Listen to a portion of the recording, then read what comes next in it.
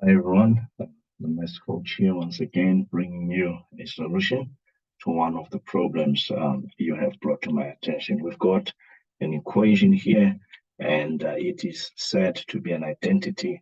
We are required to prove that what we see on the left-hand side here is exactly or simplifies to what we are given on the right-hand side. Now, we will start by analyzing this off, and a few things that come up from that analysis is the fact that you have a double angle for cosine and a double angle for sine.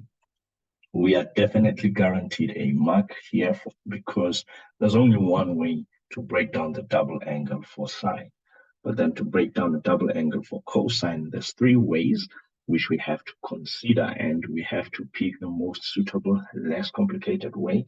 A substitution that will really help us to simplify this. Now, if you think about this, tan x is sine x over cos x, which means at the end of the day, I want to be able to have the numerator simplifying to a sine x and the denominator coming down to a cos x, all right? So I would want to take a substitution for cos that will actually have that one go away instead of keeping it. That's my personal preference. I would want that instead of any other complicated substitution. So I will put out now my fraction line, and this is from the left hand side.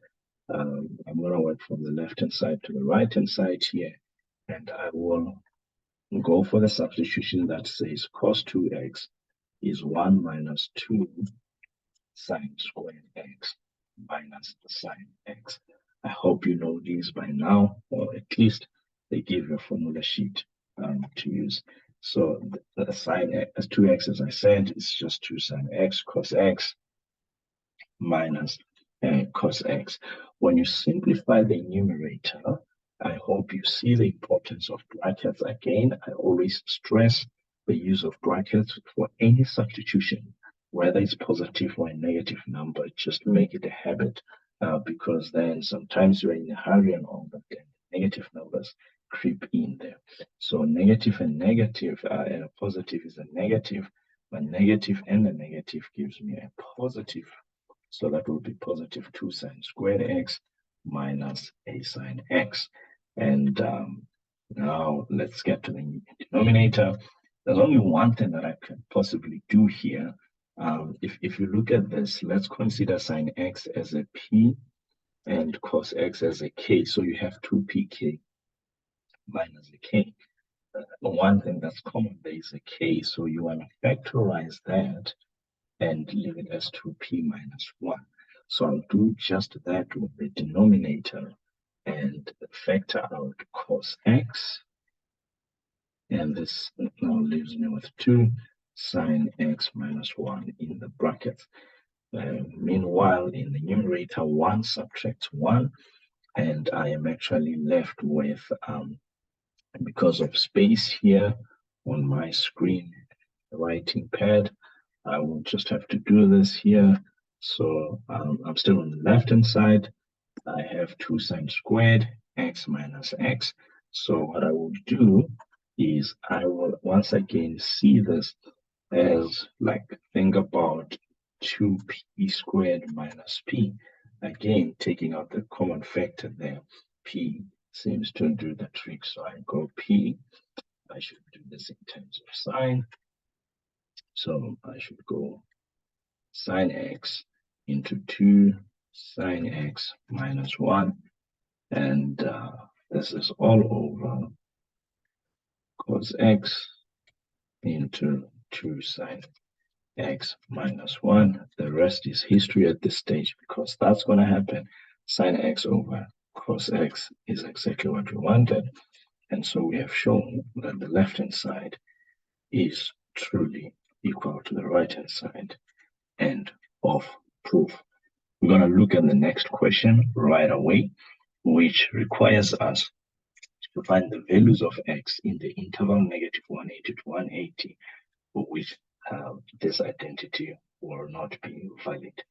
when it comes to the validity of an identity, you basically look at the denominator, and it is important to actually consider both sides.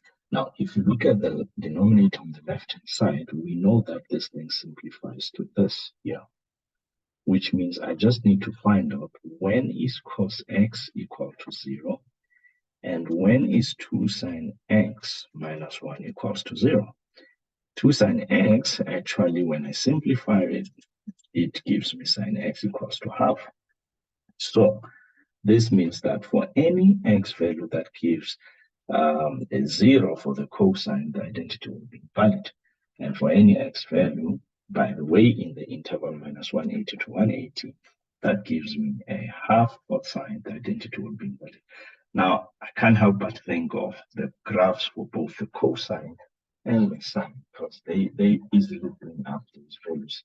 Take note that I am deliberately ignoring the right-hand side, because the right-hand side is just sine over cos, and I have cos already here coming into the picture from the left-hand side. So if we quickly put up the graphs of these two functions, of course, you could have done it the hard way, that is trying to find the general solution, and that will just waste your time. But then if you know your graphs, then this is better. So here is minus 180, and there is 180. And clearly cos is 0 at these 2 points. But what are those two? That's your 90, and this is your negative 90. So we have two values already from that interval using this one vector. If we draw the sine graph and we try to investigate that, we know that sine 90 goes like that. Well, the graph of sine 90 is 1, negative 1, so it oscillates there. And then the left-hand side, we will go like that, right? Where is half? Half is somewhere here. This value here, from special angles, we know it's a 30. And there's another one, obviously, there, and we know that is a 150.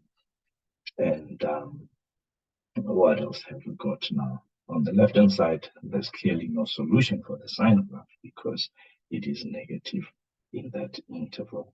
Therefore, the next two values that we will include are the values 30 degrees and 150. In essence, your solution would be x could be what? Let's write them nicely from minus 90. Of course, we will include 0 because sine 0 is 0. And we will go 30, we will go 90, and we will go 150. Any of these values substituted